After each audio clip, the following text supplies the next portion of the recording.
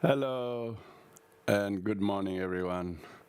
Thank you for joining this Sunday morning calm abiding meditation followed by talk of the Tibetan Buddhist Society of Canberra. So if you're joining on any of the platform, you're very welcome. Take a couple of moments to gather your thoughts and secure the space and to do a calm abiding one-pointed meditation.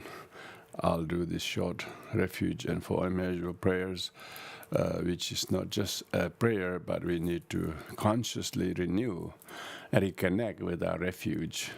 Because when we do not remember refuge, we are exposed to reactions and bad opinions and our habits and all the kind of prejudices one has. So when we have refuge, we chose not to do that. We chose to practice safety in our thoughts, in our views and opinions, and perceptions. And that's why when we say refuge, we are talking about that. It's not just a prayer you say at the beginning of some formality. It's not that. Refuge is for our kind of a mindfulness practice in itself, how to stay safe. And if we have refuge, we will be committed to practice the four immeasurables in all situations, loving kindness and compassion. When we lose the refuge, then we resort to enmity, resentment, and all opposite of the four immeasurables, and we become troubled and disturbed and sad, and we disappointed, and then we do all the things that is opposite of the four immeasurable and cause immeasurable damage to oneself, and not to mention others. So therefore, these prayers are a constant reminder how to stay with those sentiments as a disciple of the Buddha. Oyenda Buddha Dharma Sangha Ajere Vijaya Lajame by virtue Ajeve Handala Ashare Buddha Ujjave Enda Buddha Dharma Sangha Ajere Vijaya Lajame by virtue Ajeve Handala Ashare Buddha Ujjave Enda Buddha Dharma Sangha Ajere Vijaya Lajame by virtue Ajeve Handala Ashare Buddha Ujjave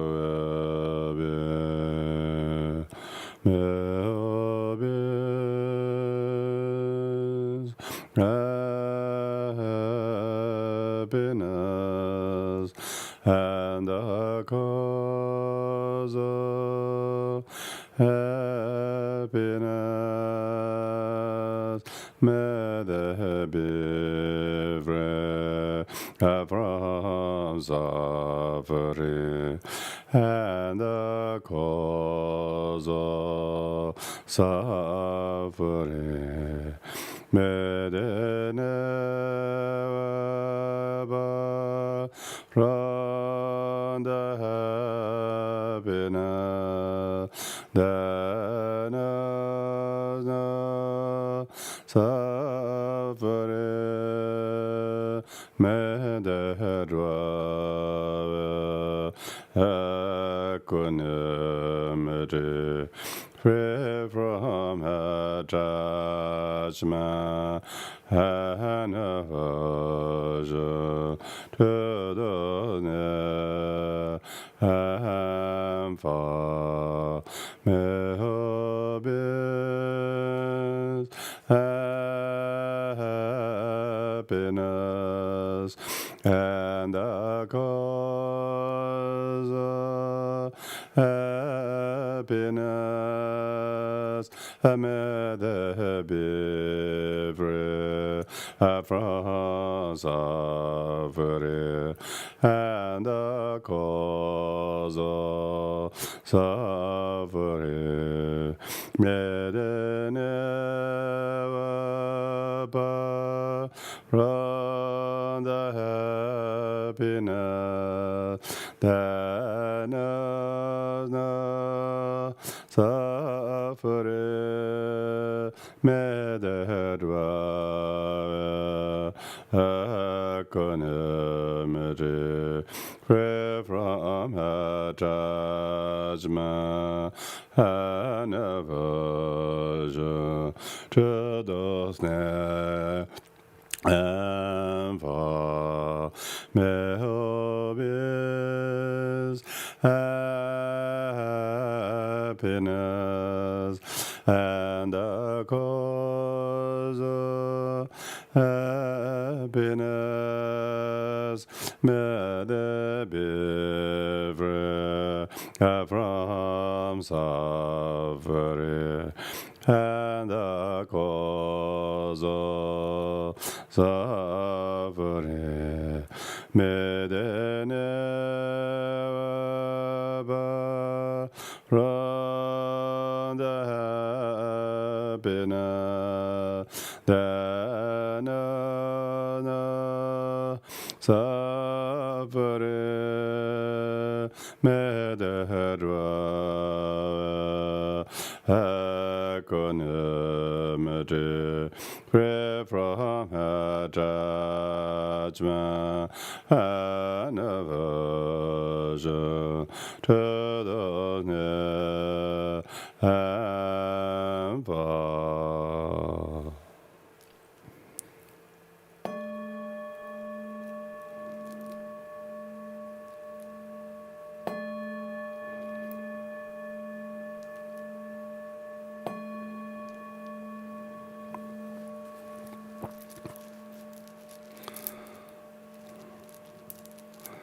So we're going to do our very calm, abiding meditation. I will lead a few moments before each of the three sections, but the rest of the time I suggest you stay very focused, attentive with the technique in a calm, serene, and peaceful state of mind. During the first section of the meditation, one primarily focus in the best posture that you can sit. Try to keep your body, the posture, very still and very consciously keeping in that posture.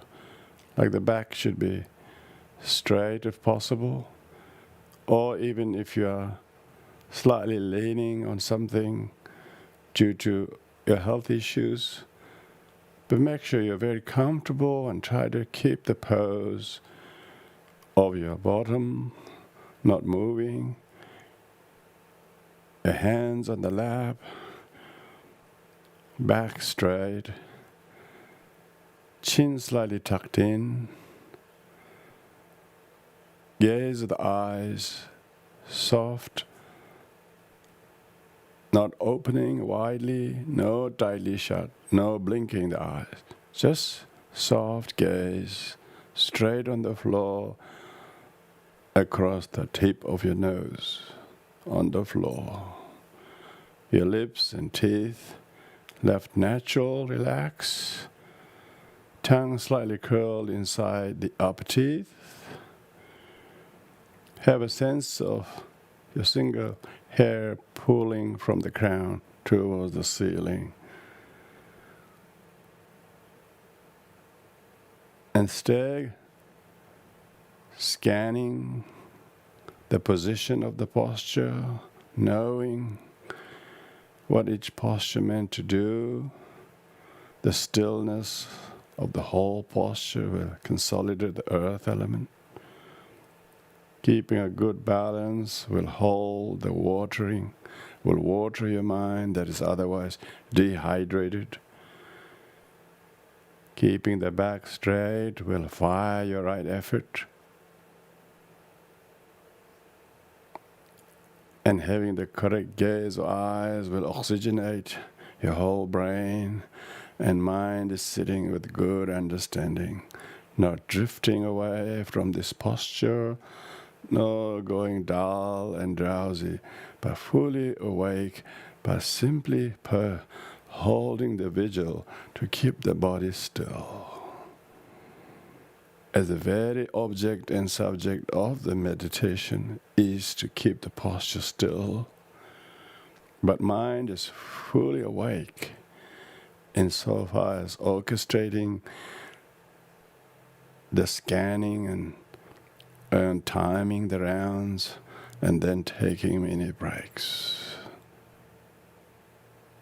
Unimpeded by forgetfulness to do all the above, or feeling lazy or bored, but instead enthused, motivated, and inspired to sit in this posture.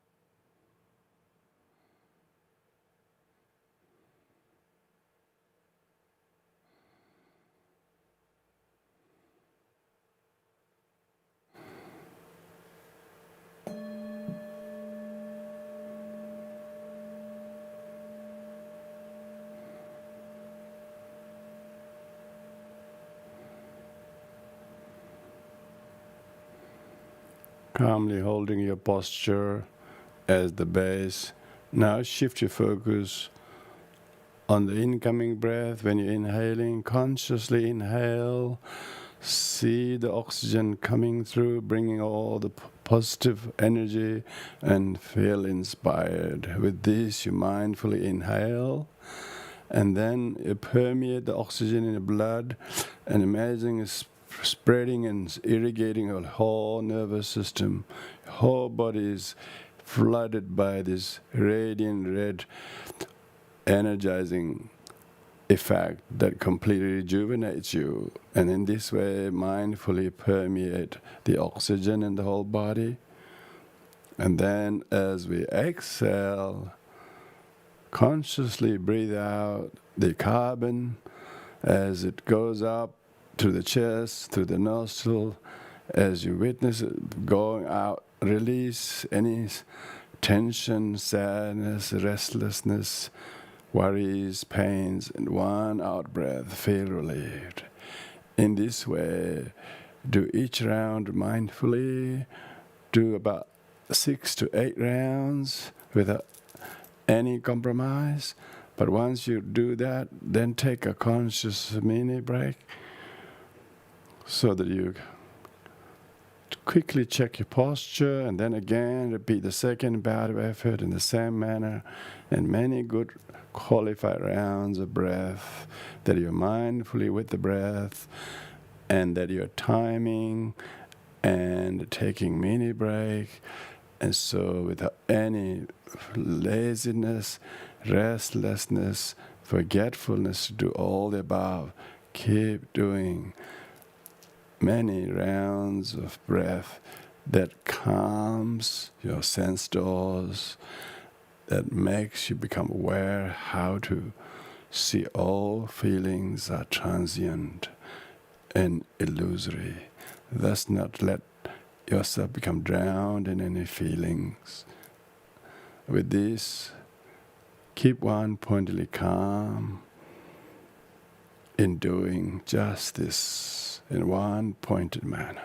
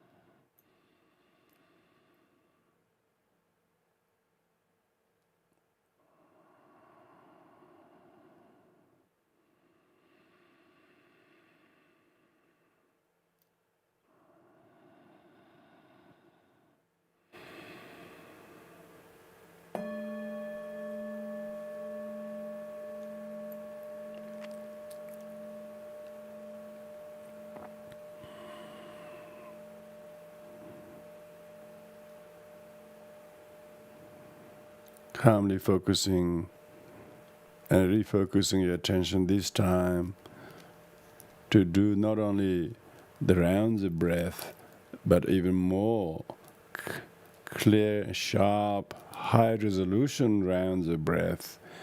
And as the end of each exhalation, you do the forward counting of the rounds, not stopping at 6 or 8, but try to count without losing the count, say up to 21,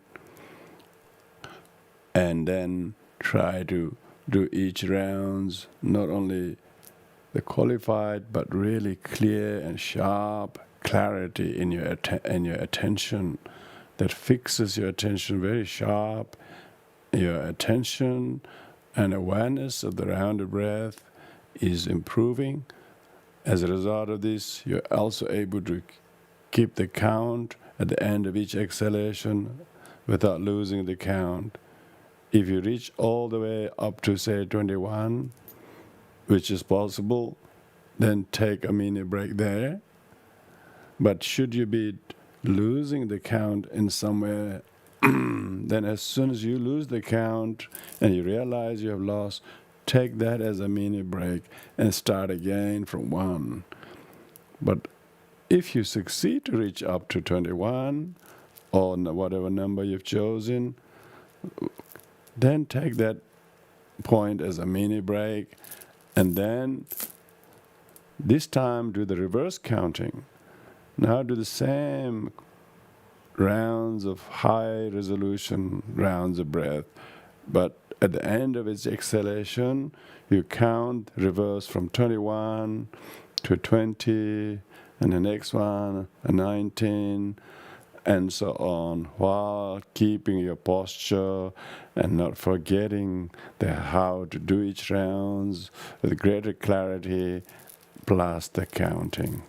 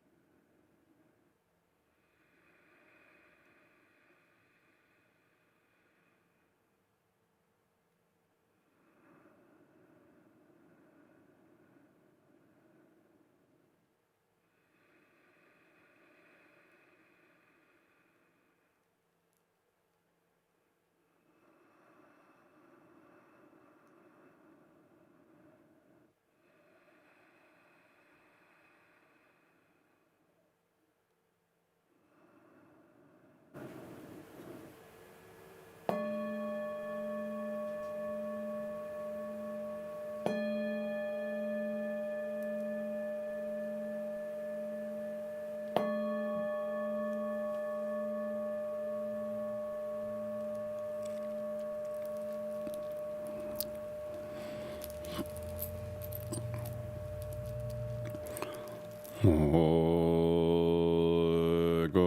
into the intelligent hybrid possession of it, where the yet and the Rama agre come go.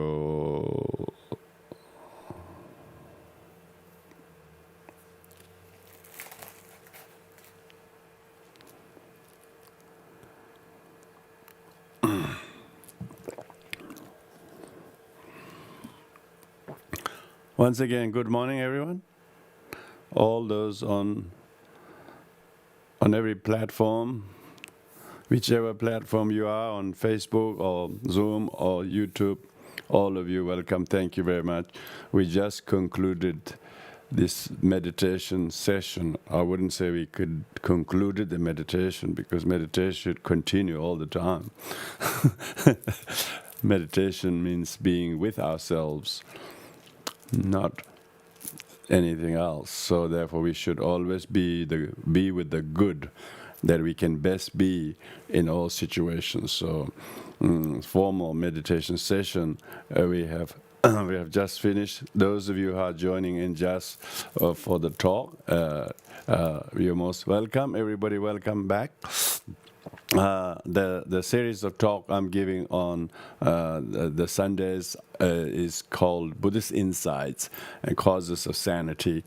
It's a very important kind of a title, and I think it's good to stay with this theme for a good number of Sundays, because with that you can bring in all ideas that really has a unique insight that comes from the enlightened being Buddha.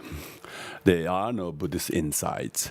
There are not Buddha's enlightenment. So there are.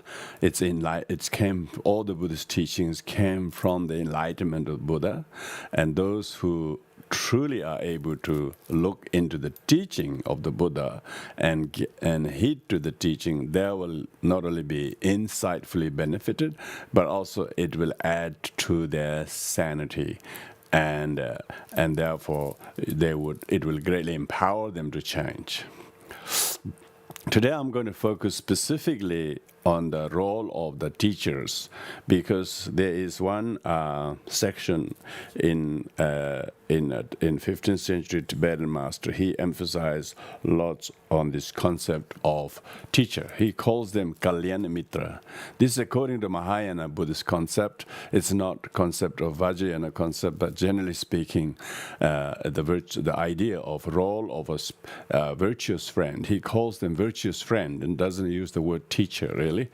A virtuous friend. Virtuous friend suggests that if you get to associate with someone through his thoughts or influence or knowledge, whatever is imparted, either by learning directly or by witnessing or by observing, that you actually you are actually being anointed with a very wholesome habits to your way of being that you previously lacked, be that intellectual, be that spiritual, be that behavioral, be that opinions, or whatever ways that you were, they have been somewhat become more wholesome, it has sort of restrained the unwholesome aspect of us in us, and it has therefore brought some virtuous quality in us. Maybe we are much more grateful than ungrateful because we have a virtuous friend, because we are a little bit more disciplined than we previously were, because we are a little bit more generous than we were. Maybe we are a little bit more forgiving than we previously were. So whatever virtuous element that the teacher, that the friend influences you with the directly role of a teacher, it's called Kalyana Mitra. In Sanskrit, Kalyan means virtues, virtuous ways of physical, virtuous ways of speech, virtuous ways of thought. So there are three virtuous things that this friend influences you. And so, according to him, they say there are three types of virtuous friend: the enlightened virtuous friend, and the human virtuous friend, and the realizational virtuous friend. So that's, I think, very, very important to distinguish these three.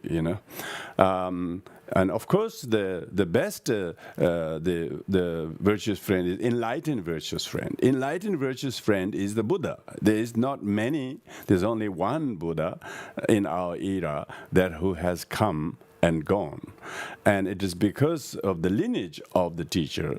I was a succession of lineage masters that the very lineage of the enlightened virtuous friend, but which is fully enlightened Buddha. The fully enlightened Buddha is fully enlightened in terms of who has relinquished all faults, who accomplished all the qualities. So therefore, we need to distinguish between the qualities of enlightened virtuous friend and human virtuous friend and realizational virtuous friend. Of course, we need to rely on the other two before we have this inner realizational, because that's the real teacher. Real teacher is how realized we are. So these three are very important because, firstly, we rely on the teachings. We wanted to learn the teachings of the Buddha, because that's the enlightened teacher. We are not learning any individual teachers' original writings or works if they are not teachings of the Buddha. So if we have a human Buddhist virtuous friend in the Dharma, it's because they are teaching the teachings of the Buddha. So therefore, we are all rely on the enlightened virtuous friend, Buddha's teaching through the human virtuous friend. Why? Because we don't have direct access to the Buddha. Well, we can if we are very well tuned, but because Buddha are what we call Dharmakaya Buddha, which is the wisdom body and the true wisdom body and the form body. And the form body, physical form body, Shakyamuni Buddha came 2,500 plus years ago, and this physical form of ours, we became too late to have direct access to the form body Shakyamuni Buddha. Because we don't have the direct access to the what you call the Rupakaya form body of the enlightened virtuous friend, but we nevertheless rely on the teachings of the enlightened virtuous friend, the Buddha, through that has come down through the succession of unbroken lineage of human virtuous friend. So we have to distinguish the qualities of the Buddha, the virtuous friend, enlightened virtuous friend, and the human virtuous friend. Human virtuous friend may or may not have any enlightened qualities, but they may have theoretical, cultural, and intellectual and educational understanding of the teaching a little bit much more than we have, because we are learning. They know the stuff, and they learn the stuff of the Buddha lineage. We can call it Buddhology. This in academic field they call Buddhology. They study 8-9 years to get a degree or master's degree, and they have to go and learn it. So therefore, we have to learn it from the human virtuous friend, which we can call conventional teachers. What you learn from the conventional teachers, what we learn from the conventional teachers is the conventional teachers are conventional, but they are not ultimate. Conventional teachers are only relative, but they are not ultimate teachers. Ultimate teacher is the fully enlightened one. That's why we have to get the enlightened virtuous friend. We didn't have the direct karmic access to meet the Buddha, or not that there are many Buddhas to choose anyway. So we have to be contented with the human virtuous friend. That's only if we are ourselves seeking the knowledge of the Buddha, and then through the human virtuous friend. So therefore, when one resort to the why we have to have human virtuous friend is if you wanted to learn the way of the Buddha. If you learn from want to learn about the Buddhism and its teachings and practices and meditations and philosophy, and particularly what we're talking about, Buddhist insight, which gives us some great causes of sanity, because people who are angry becomes a little bit tolerant, people who are greedy become a little bit contented, people who are impatient become more patient when they learn the Dharma and when they practice it themselves, and it changes them. It makes themselves a lot more saner.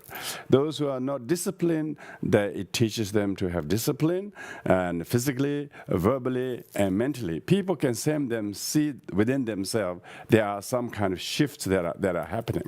Why this is happening is because they are learning.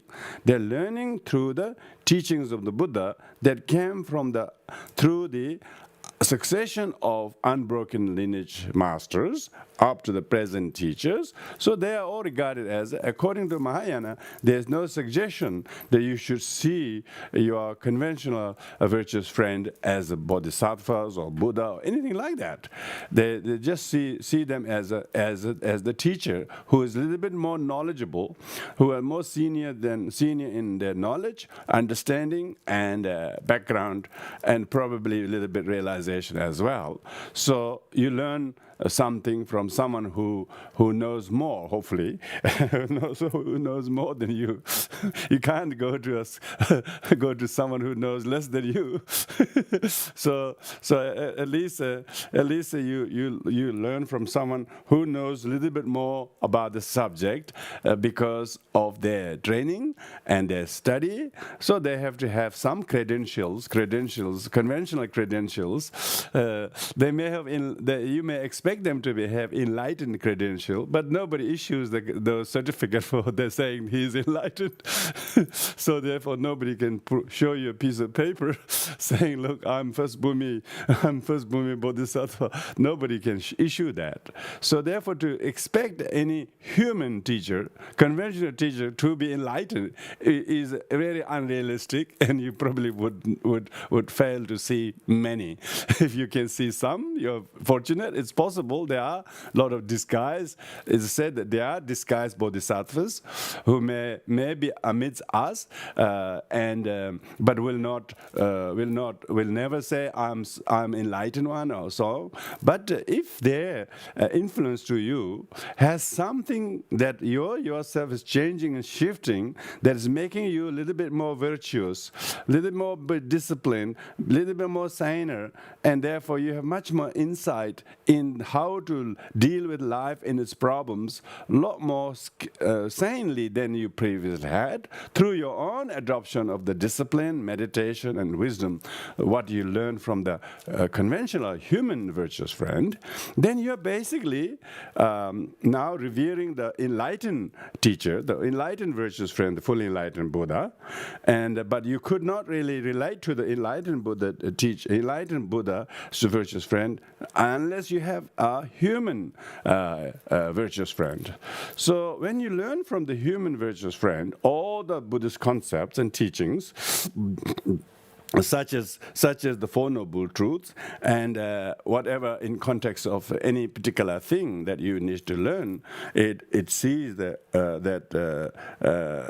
for a person who suffers karmically, behaviorally, emotionally, or from their opinions or whatever, if they suffer those things, and the teaching gives a kind of resolution, a solution, how to remedy those mental kind of problems, emotional problems, attitudinal problems, physical behavioral problems, verbal behavior problems, emotional behavior problems. If you see them being correcting, you're learning to correct some things within yourself through adhering to the human virtuous friend, and by knowing the Dharma, then you will feel greatly indebted to the Buddha. Then than you ever knew the Buddha before. They say, how do you know that you had a conventional human virtuous friend? You will grow. You will grow a devotion and admiration in the Buddha will grow more than you previously knew how to. Before Buddha was some historical figure people talk about, but you never had any connection. But more you learn from the human virtuous friend, the more it is changing, so much so that it is drawing some kind of amazing devotion and respect in the fully enlightened teacher than you previously ever knew how to, and therefore, for that matter, for the whole succession of lineages that has kept this lineage up to now.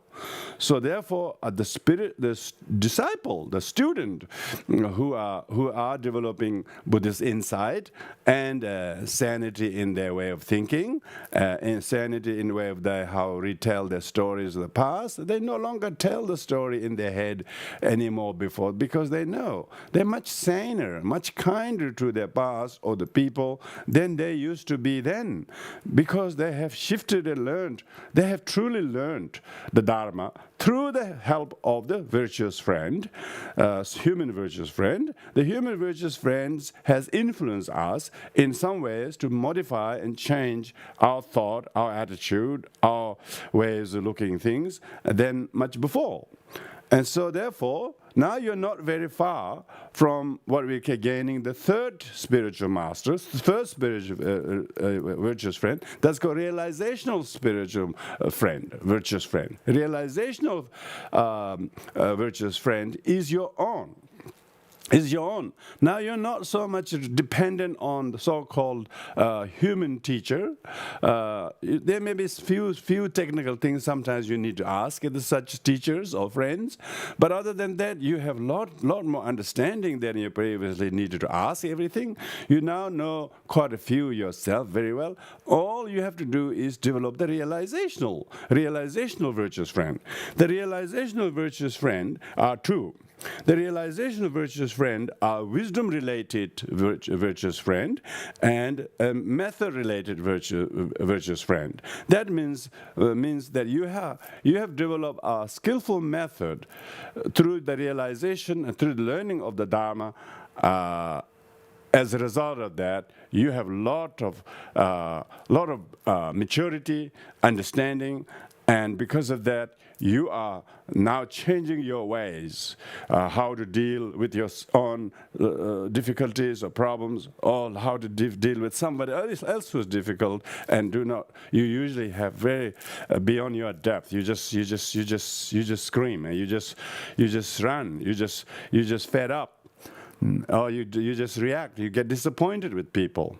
But now, if you have realizational virtuous friend, you instead of seeing them and situations as putting you on the spot and you feel completely disappointed, but you realize you actually have lot understanding of the problems or difficulty that's happening between oneself and others, and not at all one-sided. Not at all it's entirely their fault. Not entirely.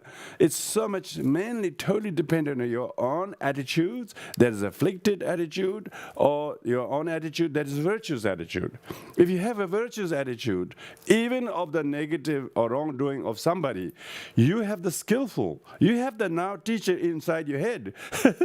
Teacher inside your head. You don't have to ring the teacher or the scripture, consult books. You realize yourself how to resort to the inner realizational teacher. That's what the Buddha said. You are your own master. No one is going to be yours. No one is ever going to be your master. Meaning, in true life situation, you have to mature yourself. You have to seek the advice in your own heart and think through carefully before childishly reacting.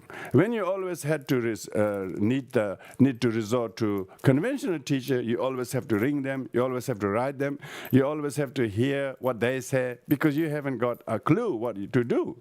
Now you're no longer dependent on this walking stick.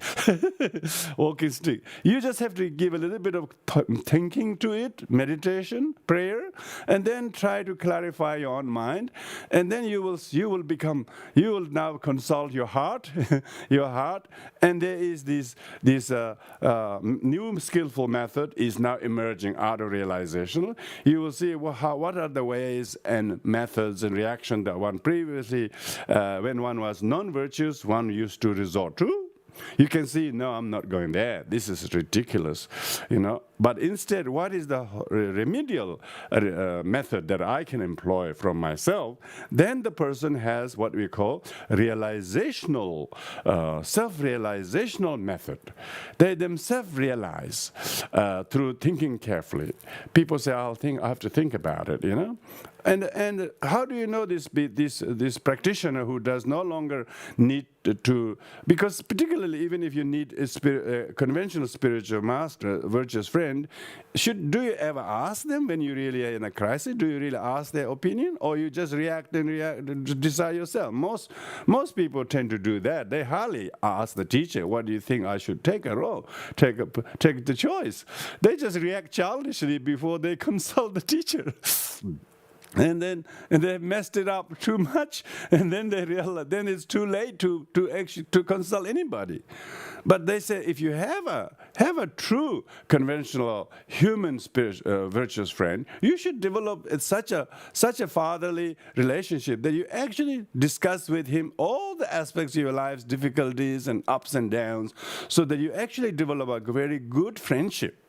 People have hardly developed any friendship to actually consult or discuss or seek advice at all, but simply learning something through attending some Zoom class or some teacher in the distance. That's really that's merely, of course, you can say I learned a little bit from that person who's teaching from Denmark or Australia or whatever. You can say that.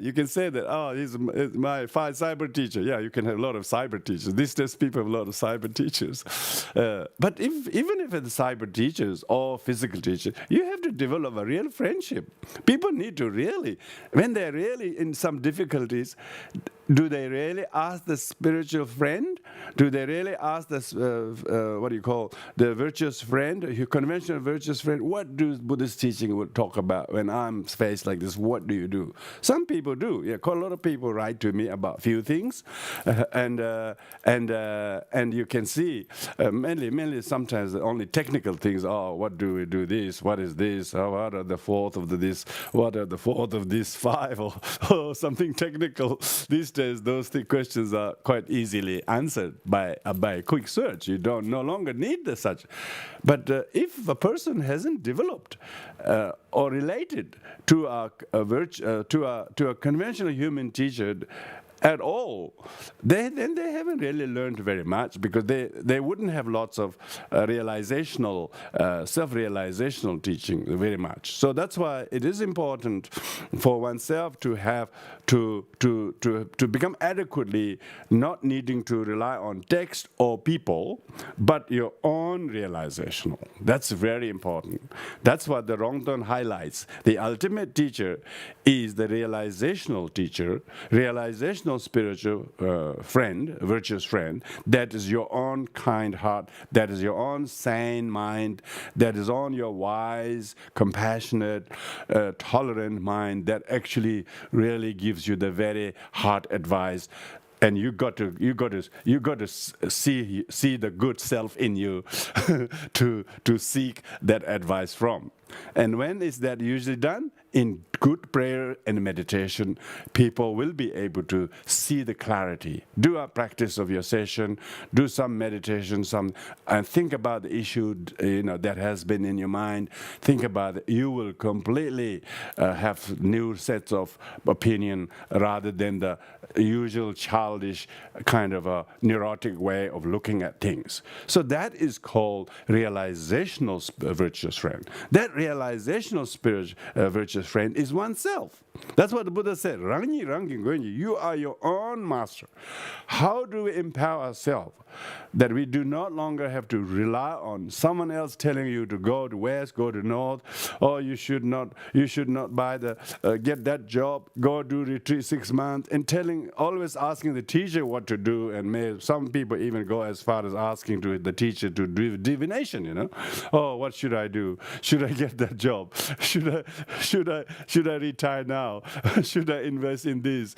People ask all sorts of those kind of questions and regard that as a spiritual master. I don't think that's just like seeing a medium, seeing a medium or tarot card reader, and then think that what they said you go. And a lot of people go to see the high lamas when they visit Southeast Asia, and they ask them to do various divinations, and they say, oh, I met this boy, he really loves me, and what do you think, there's a good. And then they ask that Lama to do a dice throw, to do a divination.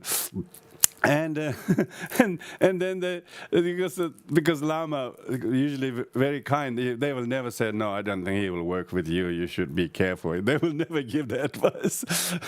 If the two have already sort of developed some friendship, he say, oh, looks good, go for it type of thing. Very few will give kind of that kind of advice. But then a few years later, then their relationship just went completely pear-shaped, and then there's he doesn't know anything. He told me this is going to be very good, but the real Buddhist insight is everything's impermanent. Come on, Buddha doesn't say you should always go and seek divination from my disciples. Buddha actually even dissuaded his monks from doing divinations. So Buddhist insight is not divination. Expect the unexpected. Expect the unexpected. So, therefore, one has to learn to make decision yourself. They say, ask other people's opinion, but make decision yourself. But you can always ask half a dozen opinions of people, but in the end, take responsibility and do yourself, make your own decision. And don't say, oh, I discussed with him, this teacher advised me to do this, and then I went this is now I ended up. And then people think their life's been, disappointingly kind of misguided. That is not the Buddhist insight of how to relate a teacher or even a human teacher, let alone a enlightened teacher. Buddha said, even the human virtuous friend is so that you gain the realizational teacher in you. It is not to becoming overly dependent on a conventional teacher. Firstly, conventional teachers are just conventional teachers. They would have their own karma. They would have their own stories. They were on their own journey. They just only maybe 2 decades senior in knowledge and understanding than you. But other than that, you don't unrealistically expect somebody to be more higher than highly realized than you are. Maybe they are in some way, but how do you know they are more realized? If you don't have your own mind being able to teach, you have to teach your own mind to change from one way to another. So that's why it is very important to to see. I would say that to see how much self-realization we are developing. Here we are strictly talking in terms of Mahayana terminology, talking of enlightened virtuous friend and human virtuous friend, and and then the realizational virtuous friend. Realizational virtuous friend are two, as I mentioned. The method-orientated realizational teacher is how much more skillful are you becoming since you have learned the Dharma, whether to do with self-disciplining yourself, how you arrange and manage your time, how you get things done a little bit more efficiently, more patiently, with a bit more confidence than before or not. So you got to see how is your skillful means developed. Are you much more skilled in your thought management, emotional management, and management with the finance, or management with the people, or difficult situation around your life? How are you every time you react to involve with something? Do you add any remedy to that, or do you make the trouble even worse? So you have to be witnesser of how much realization method that you have acquired. But it doesn't mean that you have improved so much so you no longer blunder anything. It means that you blunder as much as before, but you realize quickly they are all your own mistake. So that's really good. That means you are now having realizational teacher is now realize, oh, it's my own mistake. Previously we were completely sure that it was all mistake of somebody else. So that shows now we at least are no longer pointing our crooked finger to somebody else and take some responsibility. Oh, it's my own childish reaction once again. Oh, at least you cause no further damage in barking at the wrong tree anymore. But at least you don't bark even to yourself that much.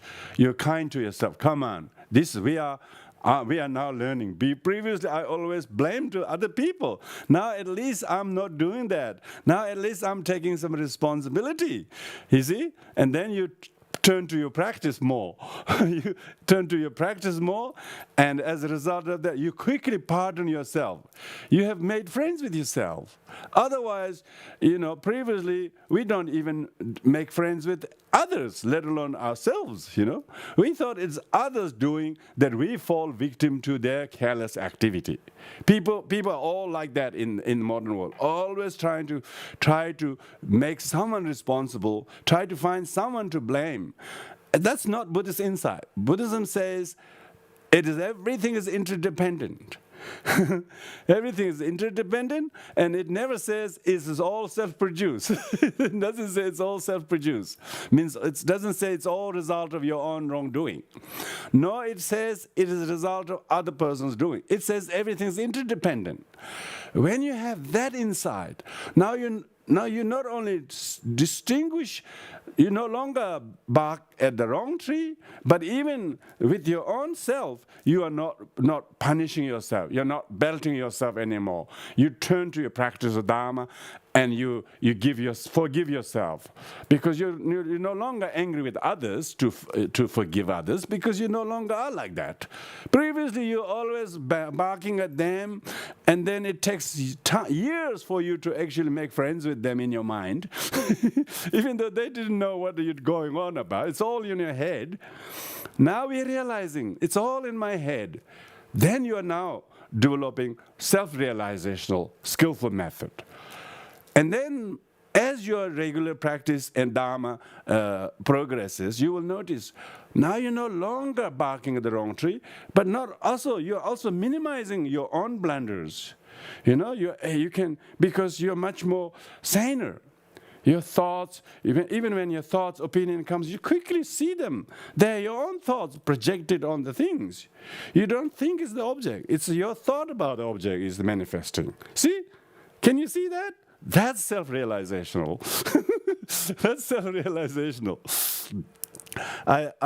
Please feel free to send any questions if you have, because the Facebook and Zoom and everyone in the chat box, if the whole idea of these various platforms was so that we are a little bit more interactive. I'm sure we are quite interactive as it is, but particularly I can see those on the Zoom. On the Facebook, I can see the only number of people watching, That's usually without. Yeah, it's interesting. Are you teaching at all? Who are you teaching? There's no one there. So the teacher is not inherently existing.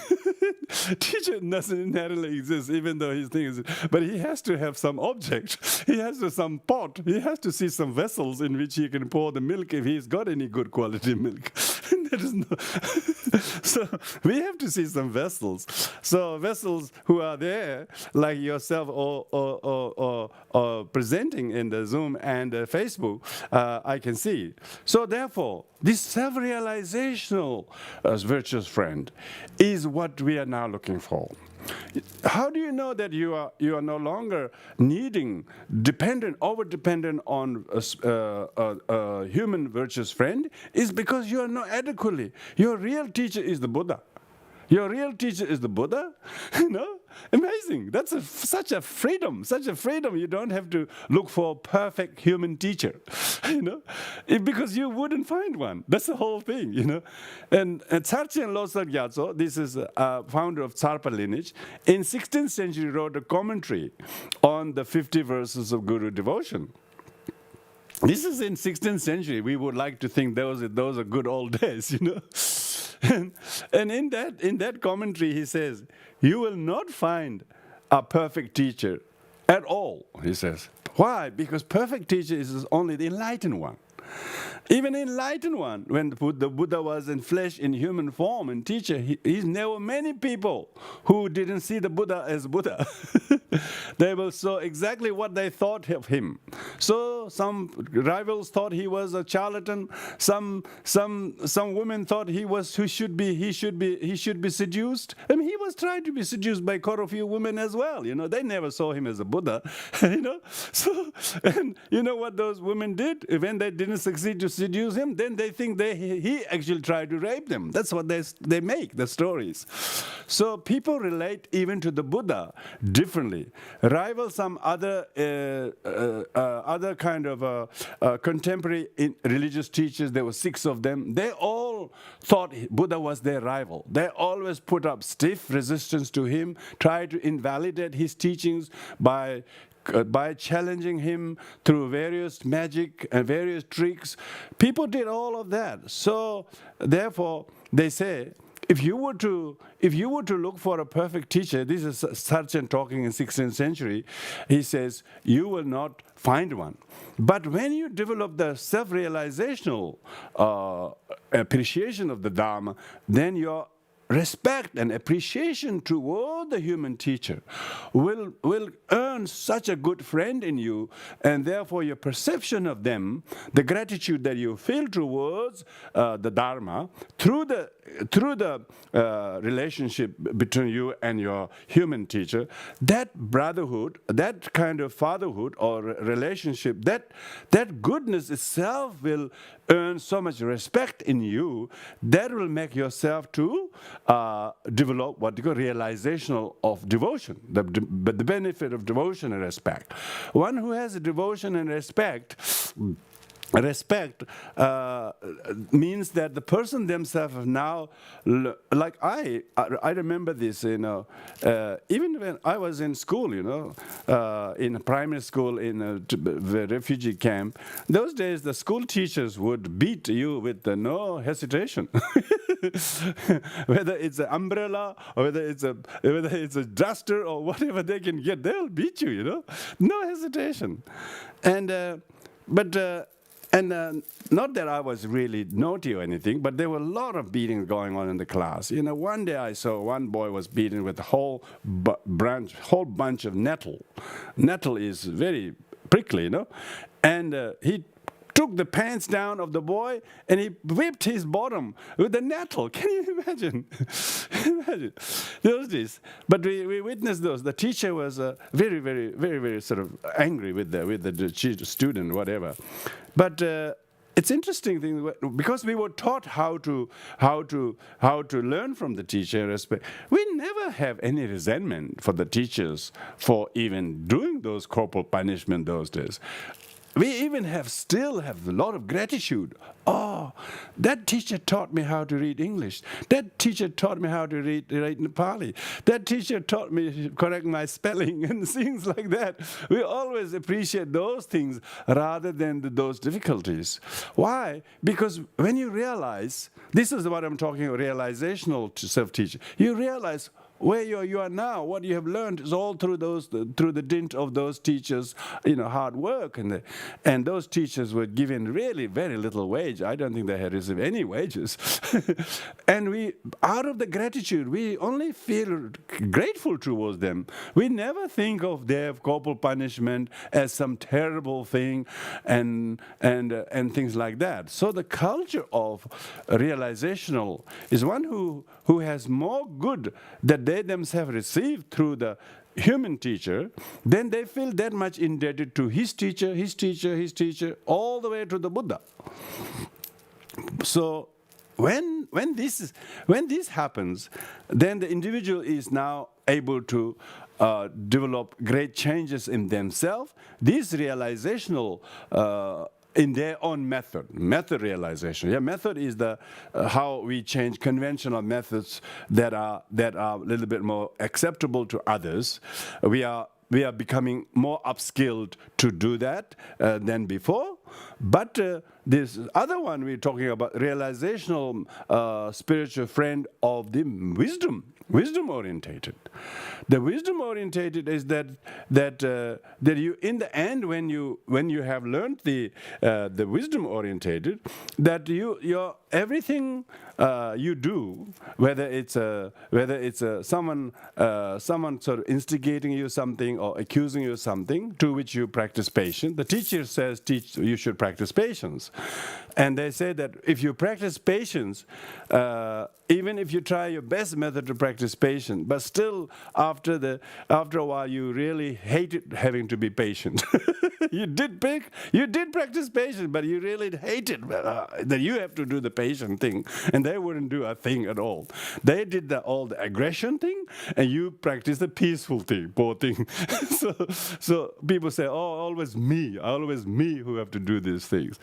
So the wisdom-orientated self-realization is the meditating on the interrelationship between the subject, object, and action. So we are the subject of the person who practices patience. The other person who is the offender, let's say who's the offender has instigated, and then we practice patience. Now if you have heard the teaching from the human teacher, that is the teaching of the fully enlightened teacher, you will know that all these practice of my patience is totally dependent on someone instigating me. So someone instigating me is just as a direct cause for me being able to practice patience, as much as my own practice of patience that I learned from the teachings. So you shouldn't feel more indebted to the teaching, not indebted to the person who did the dirty work in instigating. So once you see one should know how to interpenetrate these three, and then meditate on the lack of inherent existence of your own patience. Yeah, your own patience that is not truly existing, nor as the harm causer as not true. Because if they didn't cause harm, you would have no way to practice patience.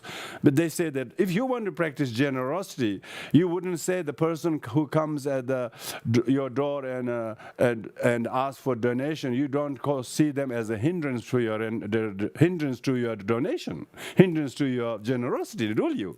You will say thank you. You will say thank you. You will say thank you for coming to seek the donation. Why?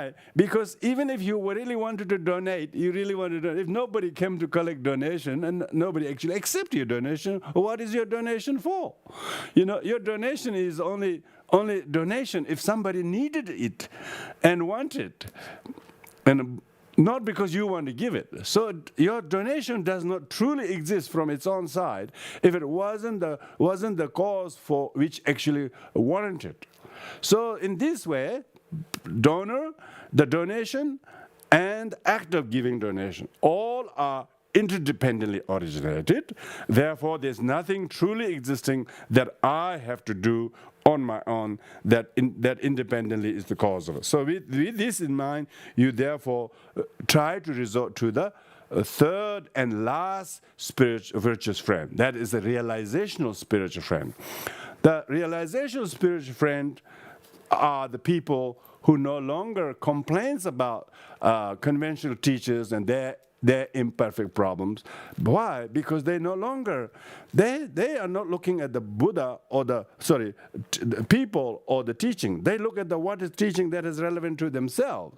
So they actually have very little little kind of opposition or negativity from themselves, because they have the decency, they have the sanity not to do that.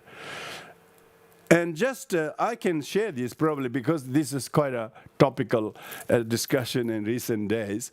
Some of you know very well the amazing work of His Eminence Dzongsa Jamyang Khyentse Rinpoche, you know? Dzongsa Jamyang Khyentse Rinpoche. And Dzongsa Jamyang Khyentse Rinpoche was recently interviewed in Taiwan, and he sort of, I don't know whether he's told before or not, he told others that he has a girlfriend, you know? And to most of his students, they all knew that he had he was not a monk, you know? He was not a monk, you know? And then few among the people, of course for him to tell people that he has a girlfriend, because firstly they knew, secondly they didn't mind because they already they knew something like that, and others who have elevated him to be a whatever, and they were really shocked or disappointed or angry or whatever. And so that shows that people have not regarded the human teacher as a human teacher who needs company, and a monastic life is a very difficult life, and to live as a monk, if you haven't got many monks to work together to support each other, it's one thing. But particularly teachers of his status, his role, who has many hundreds of monks, their well-being, he has shouldered so much Dharma responsibility that nobody can really match even in their dreams. And we need to rejoice works like that more so than his personal life, whether he has got a girlfriend or not, whether he wears a skirt or whether he wears the pants. I mean, what does that make?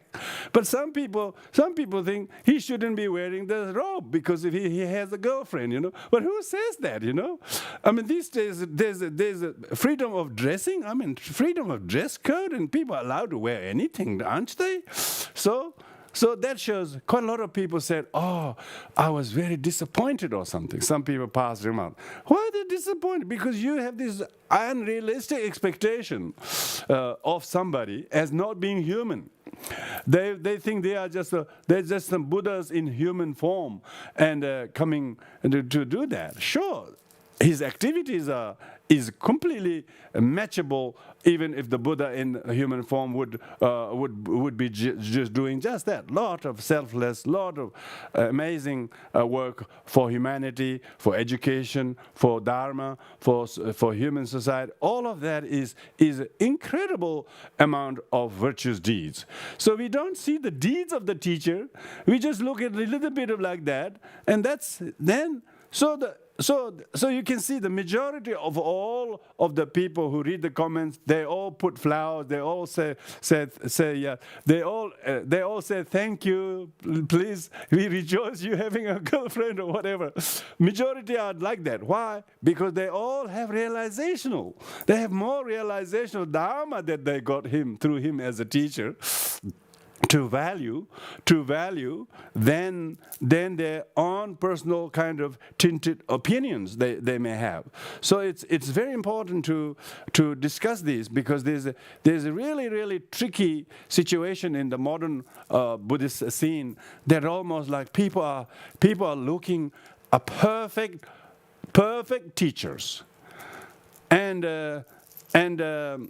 an amazing thing about this is that even some organizations are banning some teachers from teaching in their centers because there have been some few complaints from some neurotic people, some not so mentally sound people, and like that, and.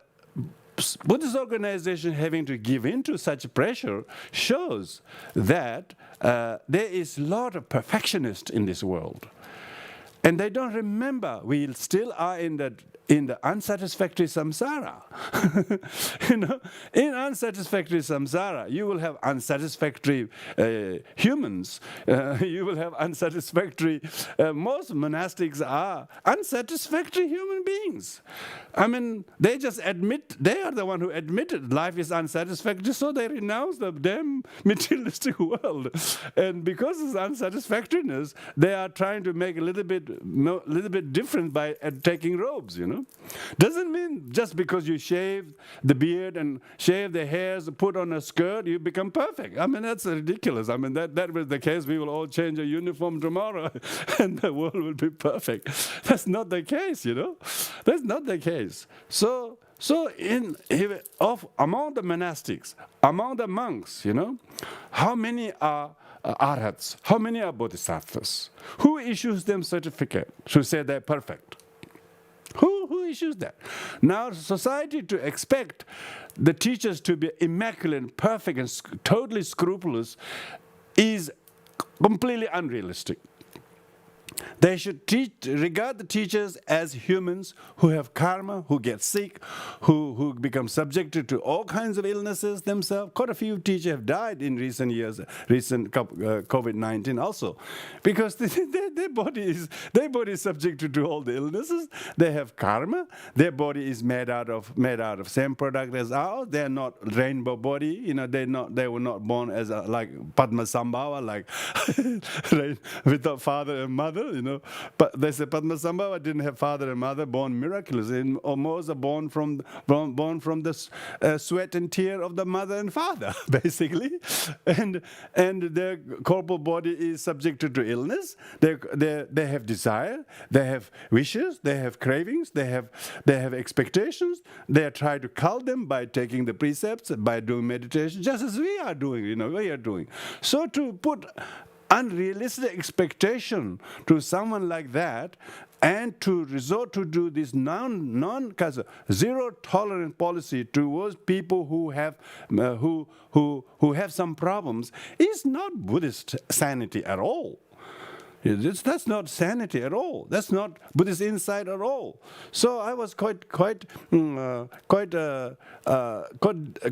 interested to see some big Buddhist organizations writing big notices saying such and such teacher is banned from the organization. And the teacher is very, very highly revered. His work is just incredibly highly revered by some of the very key teachers of that organization. But some of the whatever thing, they just put this announcement saying like that. And I was thinking, gosh, they haven't really heard the concept of these three teachers: enlightened teachers, human teachers, realizational teachers. The human teacher is the only go between us and the Buddha. Now, if a human teacher hasn't taught us the correct recipe of the cake or something, then of course we can the correct recipe. But he doesn't make any cake at home. Do we blame him? He may teach people to make cakes, but that doesn't mean he has to make all the cakes himself all the time. So the real teacher that we need is the realizational teacher. We call in Vajrayana inner guru. You need inner guru rather than the outer guru. To idealize, and then just going back to what Sarchen wrote in his commentary, he said, therefore, in this degenerate time, this is 16th century, so 400 years ago. Now I think we are more 400 years more degenerate than then. I don't know what he will say then. Now, he says, weigh up all the qualities and the faults of the teacher in a scale, he says. Just list all the qualities that you have witnessed, list all the faults you missed, then see which has more impact on you. So where do you want to put your own mind on it? If the qualities, the virtues, the benefits are that you see that in your life, and as well as the goodness and benefit of the teacher to the whole world is much greater than that, you should rejoice that rather than worry about that. In the end, he says, look at the three very important qualities. Is compassion is the most important quality, rather than the other moral aspect of personal life. Because the just question is, and all kind of Buddhist precepts are basically, if people transgress those precepts, they basically are also punishable by law. So it's not a question of whether the person is fit as a teacher. No, they are punishable by law, but that doesn't mean that those wrongdoings will escape even if they are not punished. So karma, because one believes in the karma, the person will suffer the consequences of his or her wrongdoing, and this also includes the student who disregard, who have no show of any gratitude, and who act like a rebellious ones, try to bring such down, they will sooner or later face the karmic consequences. They will face the karmic consequences of doing that very quickly, as if that is not related. So that's why it is important. That's why Rongton wrote this text, saying that his text is not about what he wrote. This text comes from Prajnaparamita in the Perfection Wisdom teachings. So Rongton saying we should resort to the third teacher, the realizational teacher. The realizational teacher comes from a person, true student. True student will rely on the realization of themselves, whereas the student who themselves are not keeping the qualities or responsible their own role, they will complain about the teacher. They will complain about teacher. They will not understand the teachings. So when the Buddha said, rely on the teaching, Dharma, not the person, exactly that's what he says. If you look at the Dharma, there's always some truth in that. That's the sanity. Sanity. When Buddha's his own cousin, who very sort of enviously always competed with his cousin with Buddha, he never saw any qualities. He was the most miserable person. Why? Because he couldn't see anything that others could see. Because of his own projection of jealousy, negativities, he could see that. So that's why it is those who have the realization of this, then they will see, now I more look at the teaching rather than the teacher or the Buddha. Because Buddha is too distant, teacher probably is dead anyway, some of the teachers are passed away, so you're left orphaned. So what are you going to do? If you still haven't got the teaching, you're still seeking someone, as if you can drop one and pick another, that kind of relationship. Teacher is not something like that. You should see the teacher as a messenger of the Buddha. And the message that you get is what you need to practice. If you did realize that, then you have the realizational teacher. Inner realization. Rangrikpe gave shinyan, we call in Tibetan. Rangrikpe gave self-realizational virtuous friend. Then you have this amazing self-reliance, I suppose. I think there's a question here. What affliction is related to the expectation of this perfection thing with ourselves and others? Yeah, idealism. Because we don't realize the affliction of grasping. We are grasping to something to exist truly from its own side. So that's the wrong. The affliction is self-grasping. Grasping to things to exist from its own side, So because nothing exists from its own side, we have to see how dependent everything is. So when we understand the interdependent nature of all things, and everything that exists interdependently, nothing exists independently, nothing exists independently. So for instance, like the Buddha felt out of place. As soon as he got enlightened, he felt out of place. He said, I'm not going to teach. There's no one who's going to understand me.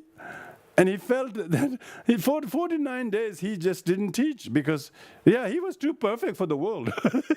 He was too perfect for the world, And whatever he teaches, very few can take. Only after 49 days, when he was requested to teach, then he taught. He tailored the teachings accordingly. Even during Buddha's time, those people who became his followers, or majority were monastic, but even more, greater majority were lay people. So lay people, many of his disciples did not become monks and nuns. And he was even complained by people for making so many monks and nuns. So the people came to complain to Buddha for like his own wife was one. Why did you make my son as a monk without consulting me? She said. So everybody went to the Buddha.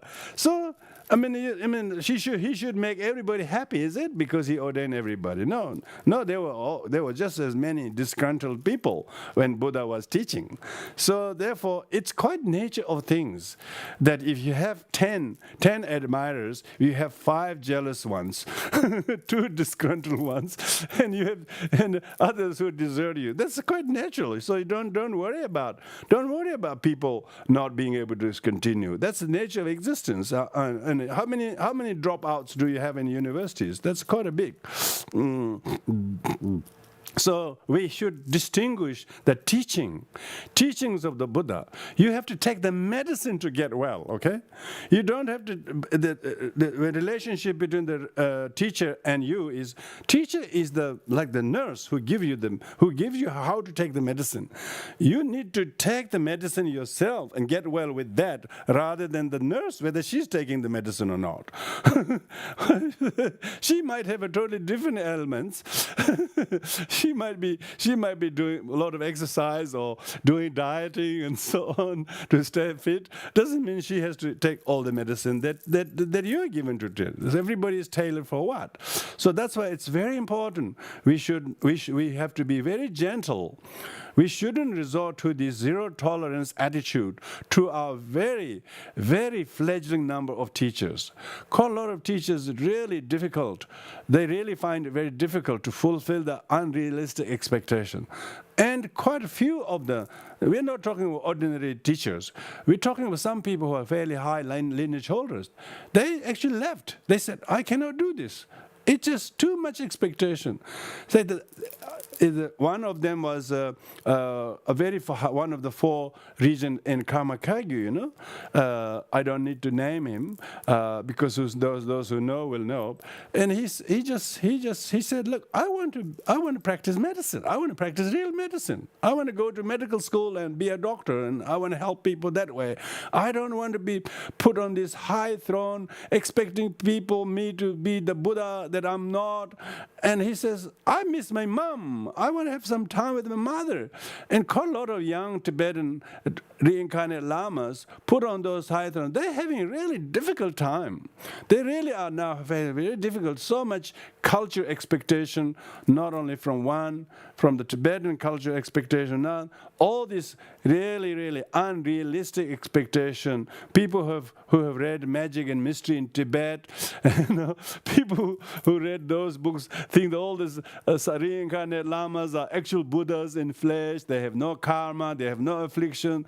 All this wildest and unrealistic expectation. They don't realize how much sacrifice and work they are doing to be at least doing what they're doing.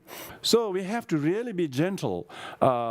as far as not going along those intolerant, rebellious behavior of disgruntled, deluded people with respect to the Buddha. The Buddha Dharma is held by Sanghas. Sangha is no individual Sangha. Sangha, as a community, we have responsibility. We as the disciples, we have responsibility to honor our teachers. Whatever karma and the various difficult experiences their personal life goes through, we need to see them as their karma. They will deal with it. But to expect them to have no needs for their own actual needs for whatever their life is, that they don't have any needs that as much as we have, and then we react to them like a intolerant behavior, is very irresponsible. At least by the individual, let alone by whole organization. It's a very. I was thinking, gosh, we are definitely very premature Buddhists yet in the West. Still very, very premature. They're very thinking still Protestant mentality.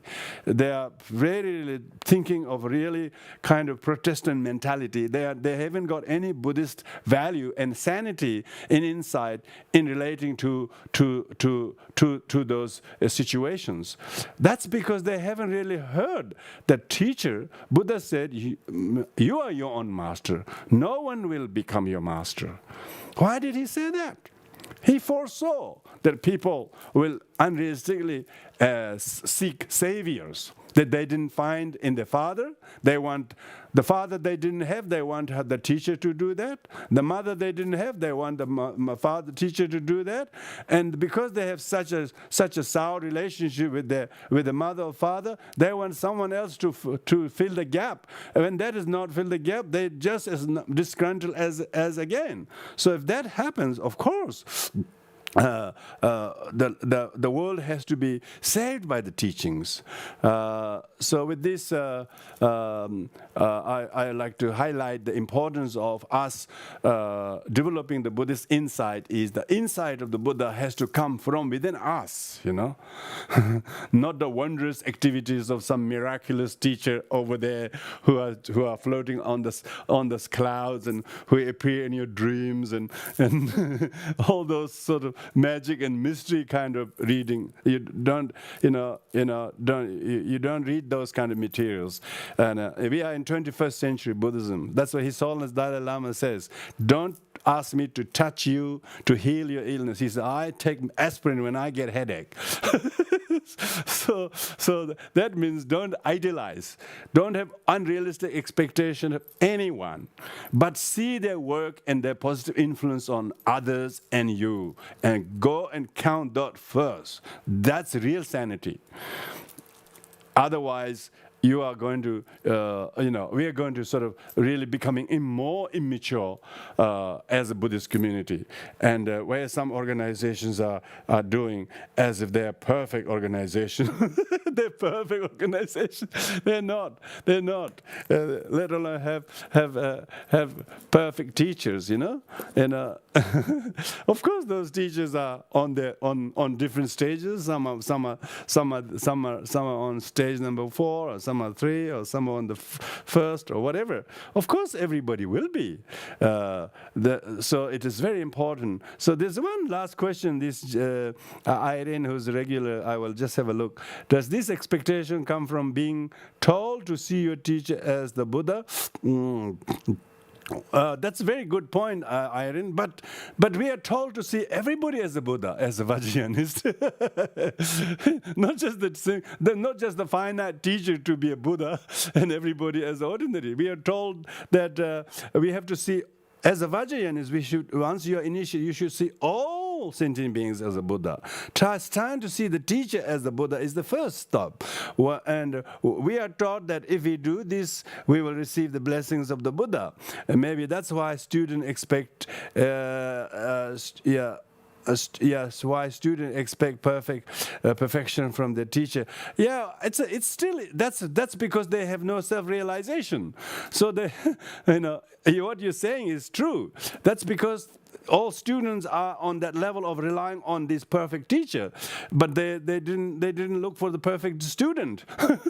The perfect student have this realization to know, no, it's actually, when we have a perfect teacher, it's not because we have a perfect teacher, the perfect teacher appears.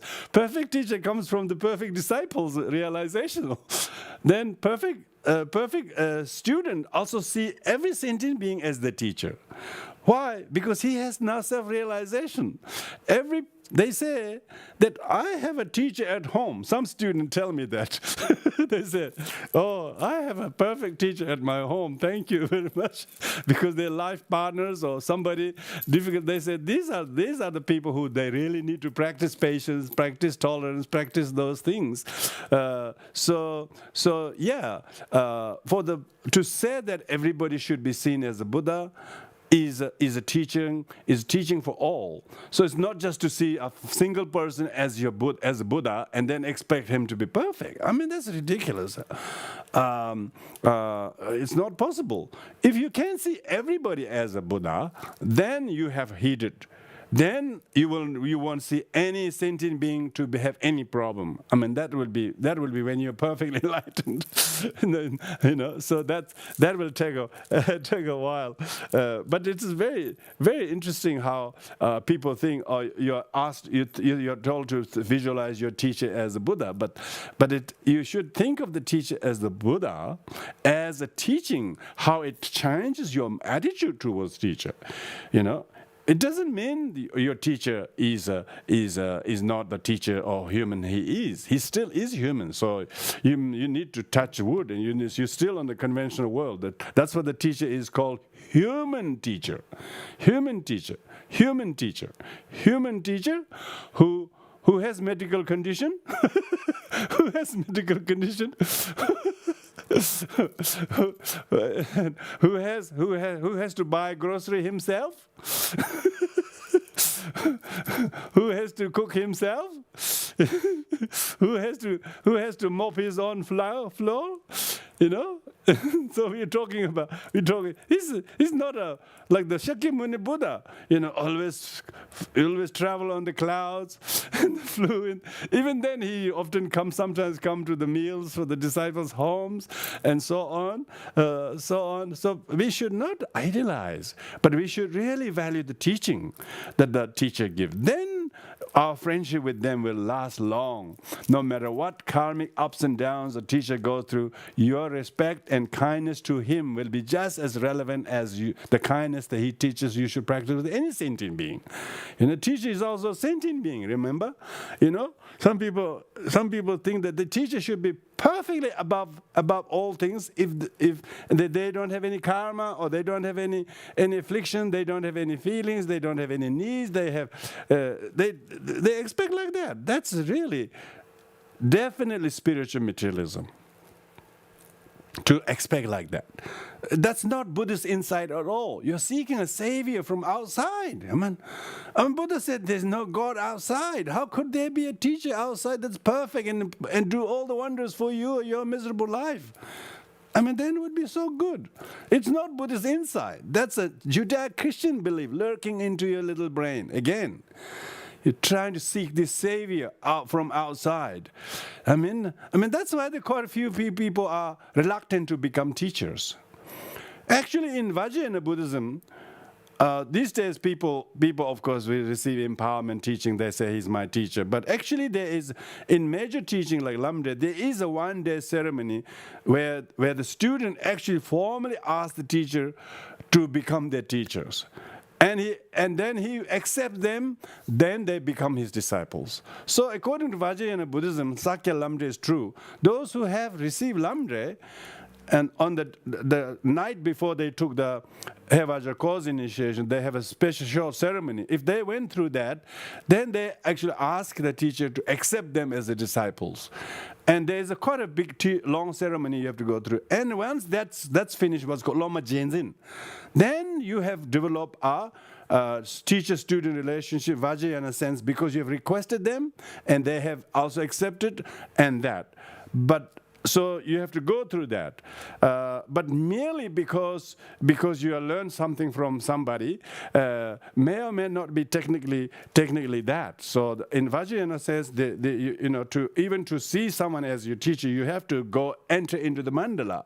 You have to receive the complete 4 empowerments into the 2-day empowerment. Then only they become your guru. The rest are teacher in terms of theory and concepts and ideas, just like someone who taught you carpentry in the local TEF college, but you still see him. Oh, he taught me how to make tables. You still see him always as someone who taught you that. But you don't forget that. You will always have the gratitude. So it's very important to distinguish. If we lack the third self-realizational teacher, we will be cranky students. Simple as that.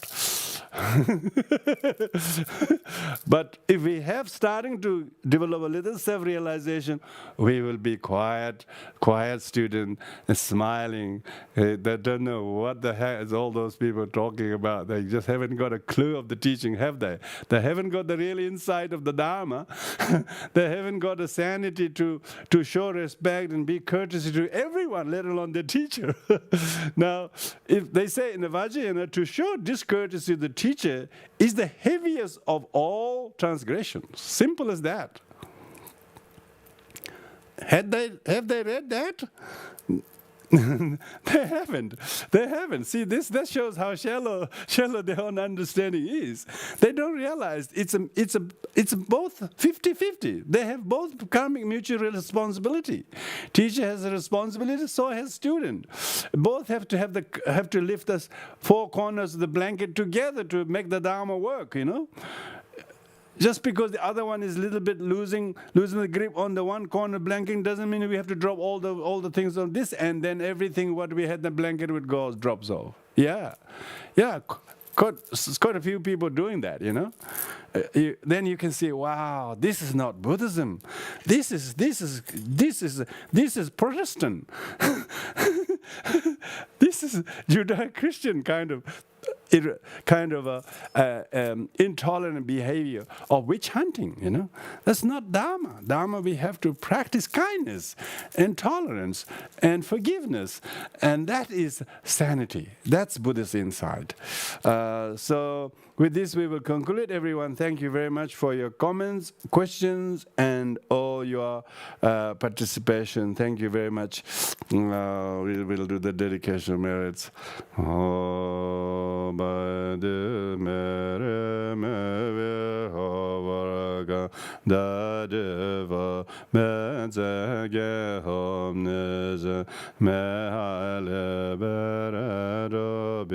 From the ocean of Buddhist Herenda Mahayana Dije whatever merit I have Mehobe Begaselevas to hold the Mahayana Dije courage Manju Shinyo Hazama Drabadra Deliwa following all the example I shall dedicate all the merit Mede excellent body jita Tebe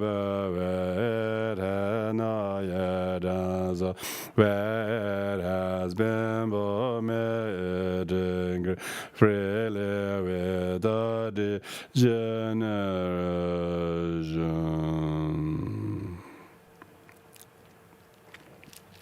Thank you, everyone. Take care.